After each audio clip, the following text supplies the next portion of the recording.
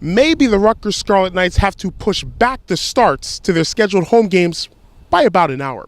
For the second consecutive week, the Rutgers Scarlet Knights football team started slow at home, but for a second consecutive week, they came out like gangbusters after that slow start to come away with a victory. Here today, the Rutgers Scarlet Knights with a 37-28 win over the New Mexico Lobos here at High Point Solutions Stadium in Piscataway, New Jersey. In the first quarter, it was all New Mexico, like last week when the Howard Bison of the FCS took a 14-0 lead in the first quarter against the Scarlet Knights. Here on this field, New Mexico took a 21-0 lead in the first quarter. Their triple option attack was humming on all cylinders. So New Mexico was up 21-0 on the last play from scrimmage in the first quarter. Rutgers finally got on the board, a 75-yard touchdown pass from Chris Laviano to Jawan Harris from 75 yards, putting Rutgers on the board down 21-7.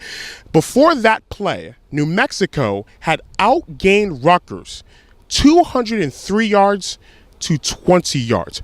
But that touchdown by Rutgers at the end of the first quarter was the first 7 of 31 unanswered points scored by the Rutgers Scarlet Knights. They took the lead late in the first half on a 69-yard punt return for a touchdown by Janarian Grant. The second consecutive week, Grant took a kick back for a touchdown. Rutgers tied the game at 21 on an 80-yard touchdown run by Robert Martin. The running back Martin had 21 carries for 169 yards in the contest. And after the game, I got a chance to catch up with the running back for the Rutgers Scarlet Knights, Robert Martin, and I asked him to begin our conversation.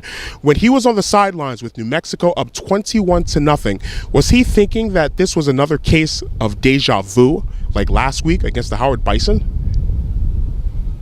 When I was on the sideline, I just was just saying to my teammates, man, if we execute, we can get the job done, and that's what we did. We started executing up front, wide receivers started executing, and big plays started to happen. And then your touchdown run in the second quarter tied the game, 80 yards. What did you see on that play, and how was it in the sense that how did that play evolve and let you have that big run? All week we've been watching film, and we've seen that they're aggressive defense. They don't run, sometimes they don't have any safeties over top, and they like to blitz a lot. And we've seen big runs happen on film against their opponent. And when I seen that open hole, I just wanted to hit it with speed and just take it the distance. When you were lined up in the backfield for that particular play, could you see that? Yeah, once I got the ball, I tried to press my lineman's heel to get him to come over top like they was doing. They was shooting over top real fast, and I just wanted to I cut it back, and when I cut back, I made a fast decision, and I stuck with it. How much confidence does Janarian Grant, with his special teams work and his throwing as well, especially on special teams, how much confidence does that give an offense and a football team with a weapon like Janarian and special teams, another punt return for a touchdown today? Oh, man, he means a lot for this team. Anytime he got the ball in his hands, he could take it the distance. I like seeing him with the ball in his hands, and he's a nightmare for defenses, for special teams, because they know what he can do, and he comes out to practice and work each day. He's a real good competitor, and we enjoy having him on the team. Big Ten opener next week at home against a nationally ranked team, the Iowa Hawkeyes. Where do you think your team is as you're getting ready to go into the opener and against a pretty good team? I think we can be real good. We just got to execute. We just got to buy in that practice like we've been doing and focusing on one game at a time. And we just going to put in the work, and we're going to have to get the results that we want. Do you have to bend the ear of the offensive coordinator or the head coach for you to throw the ball for a touchdown?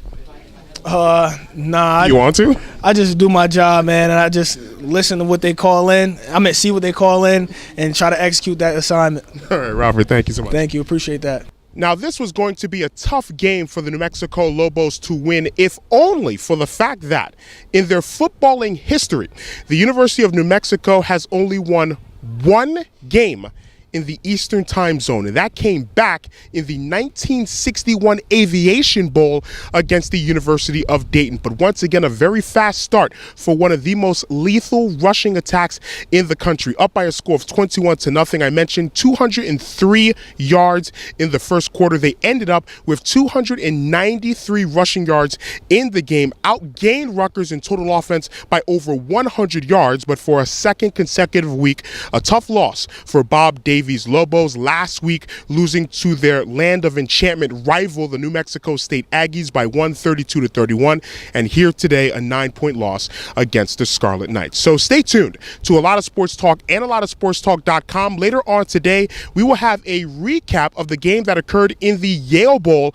where the number 23 team in the FCS, the Colgate Raiders, with an impressive victory over the Yale Bulldogs. Lauren Fody will have a report from New Haven, Connecticut, and we will also have coverage of the NYCFC soccer game later on tonight as they take on FC Dallas. So that wraps it up here from Piscataway, New Jersey for our college football game of the week on A Lot of Sports Talk and ALotofSportsTalk.com. Next week, we will be in the Washington, D.C. area to cover the game between the BYU Cougars and the West Virginia Mountaineers. That's our game of the week for next week. Our game of the week for this Saturday, the Rutgers Scarlet Knights with a 37-28 win over the New Mexico Lobos.